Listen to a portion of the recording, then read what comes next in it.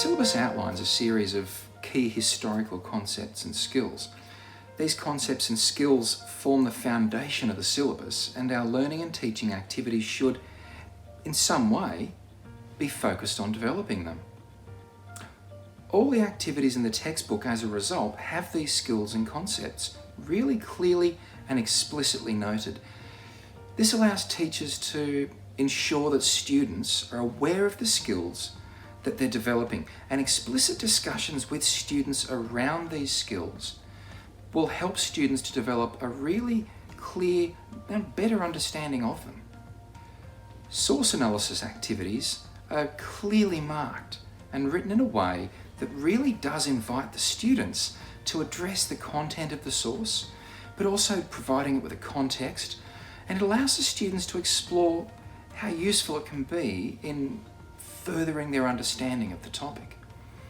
This is particularly important with younger students as it scaffolds their development of source analysis.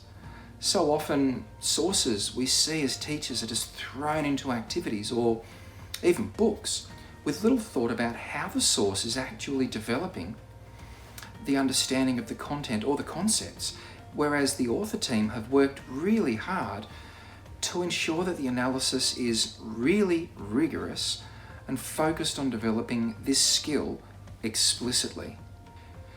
Each chapter begins with a See, Think, Wonder routine from Harvard Project Zero. Now, these thinking routines are something that history teachers really have always been doing, but by placing some explicit and consistent scaffolding around how students should approach the sources, the See, Think, Wonder activities really help to make the students thinking about the sources more routine. It allows them to engage with the sources in the same way to develop that skill really deeply and really explicitly. So the thinking about sources and source analysis really does become a routine.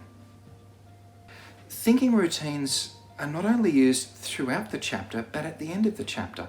It uses a variety of thinking routines, and these routines, the variety, helps the students to develop a range of skills in questioning the sources and interrogating the sources and what they're trying to say in a really structured way.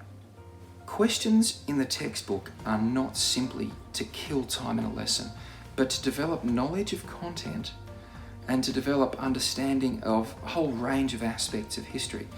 And this is really important because question and answer activities can be so boring. But when they're done well, they form such an important part of the learning and teaching process. So the author team has focused really hard on making sure that the questions are targeted, they're very well directed, they develop skills sequentially, and they make sure that the students don't lose any sort of interest or engagement with the topic.